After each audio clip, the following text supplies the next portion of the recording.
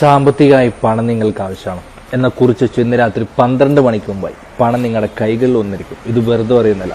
നമുക്കിടയിൽ ലക്ഷക്കണക്കിന് കടം കൊണ്ട് വലയുന്നവർ, മക്കളെ കെട്ടിച്ചയക്കാൻ, വീട് വയ്ക്കാൻ, ജീവിത ചെലവിന് പോലും വഴിമുട്ടി ഇനി അടുത്തൊരു നിമിഷം എന്ത് ചെയ്യുമെന്നോർത്ത് ടെൻഷൻ അടിക്കുന്നവർക്ക് ഇനി ആശ്വസിക്കാം.